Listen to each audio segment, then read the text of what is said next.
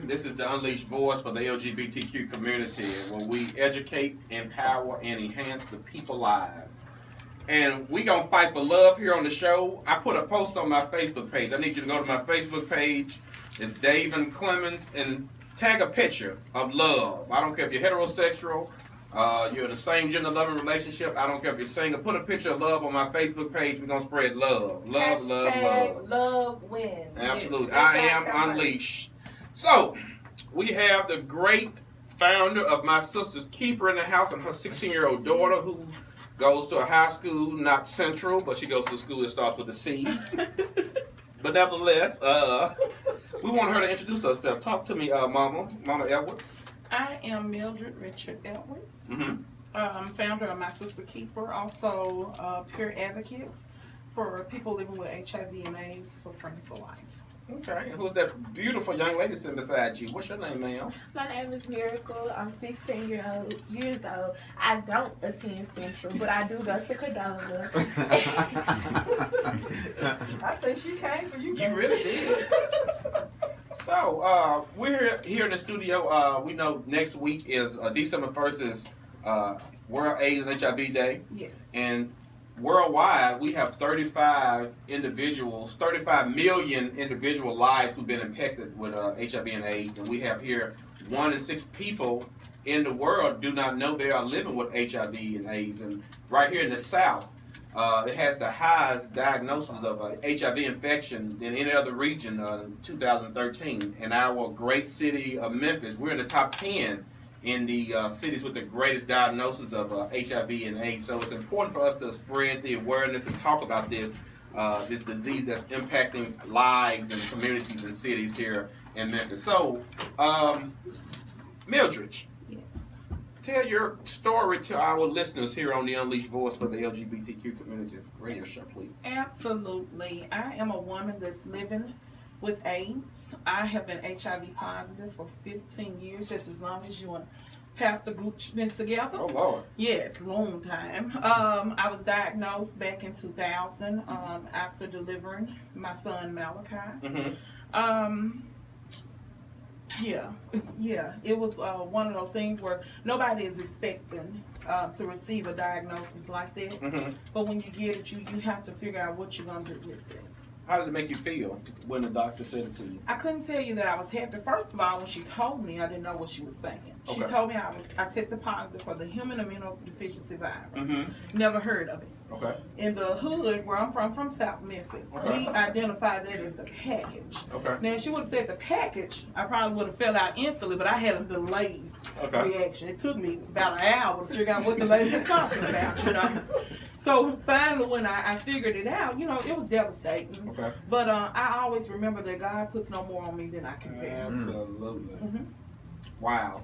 That's a mouthful. Absolutely. That's a mouthful. So it was then that I chose to get up. I couldn't just lay there and let this take me. I'm too big to go down in one fight. Yeah, I am. And for the people that see me, as you can tell, I ain't lost a pound, baby. Not a pound. This girdle barely holding what's supposed to.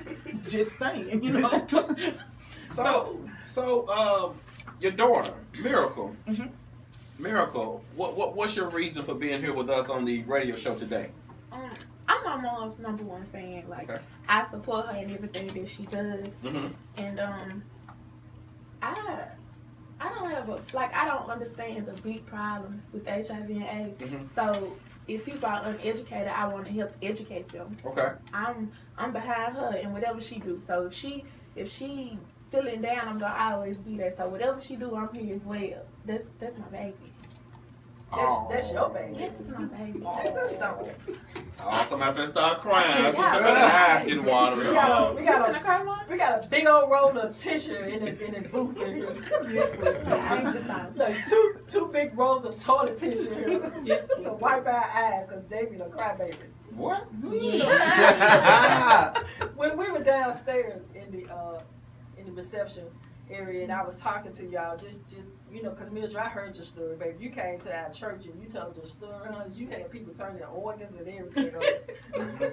Running and, oh my God, we just running. What we running for? Just running like the spirit was all over us. Wait a minute, hold up. Let me give the number to our listeners if you want to call and talk with Mildred or Miracle. The number to the studio is 901-260-5926. Again, the number is 901-260-5926 to get in this conversation with Miss Mildred and Miracle. So what I was going to tell you, I asked you downstairs how your baby got her name, Miracle. Yeah. And so will you share that with the listeners? Absolutely. I was 8.5 months before I discovered that I was carrying Miracle. I thought it was some old greens that I ate. They were old. I froze them 3-4 times and decided to eat them. And I was just hurting. And I remember going to Methodist South.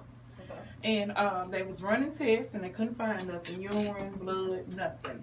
Finally, when they did the ultrasound, the lady said, uh-oh. And I said, lady, what's wrong? Because, you know, I read when you come for one thing, you leave with something else, you know. You came because your stomach was hurt. You leave your breast missing. Like, no, what are you uh-ohing about? What do you see I need to see? But they did tell me that I was in active labor. I had dilated 5.5 centimeters.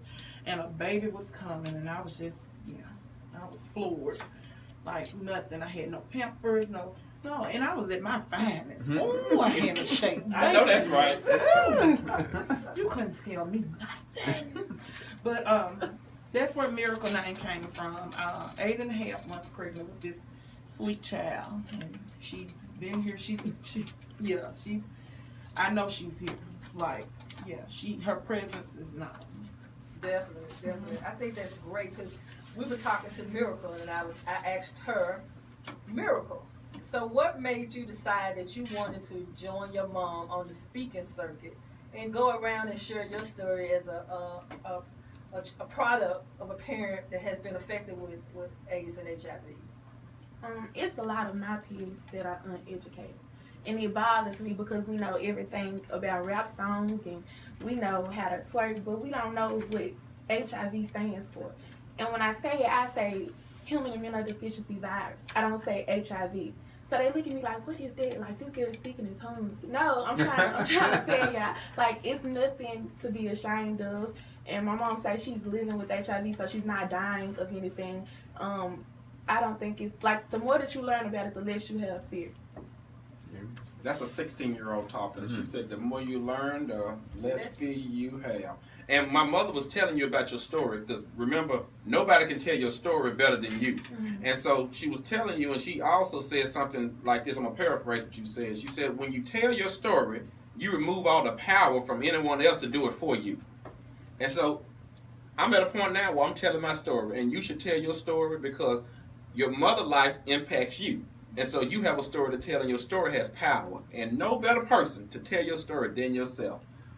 So, Mildred, so how did your family treat you? How did your job treat you? How did society treat you when you found out 15 years ago about your diagnosis?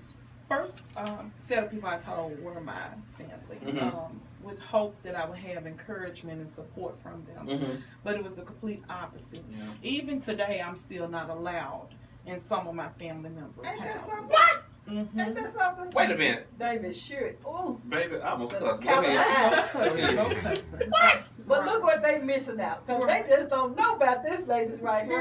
I love you, sister. I love you too. You know I do. I do. Okay, well, go ahead, because y'all get the shout. Go ahead. So, I was shunned and I was separated. My kids, whereas too, we used to come together for family dinners such as Thanksgiving. There was no more. Like I'm no longer a part of that circle. They continued on without me because I'm the girl with AIDS. I'm the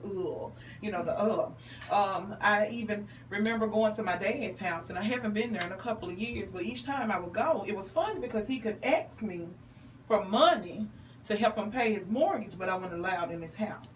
And we would always sit on the porch. So during the summer months and the spring months when it's nice, because he had this huge porch, and I'm nosy. I like to be observant. I know that's right. Of my surroundings. We would sit and talk.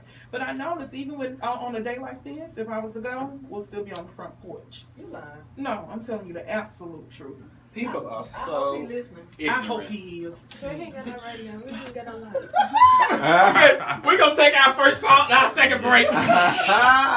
We're going to show Reed. Reed This is down. the unleashed voice of the LGBTQ community. And this is the baddest talk show on KWAM 990 where we keep it real. We have real listeners. This is the holiday season. Baby, we love you just the way you are. And we're going to invite you over to the house one day and we're going to turn up and drink some eggnog. And everybody wave your hands. Turn your flashlight on. Yeah. We'll be right back after this pause for the call. Turn it up, John.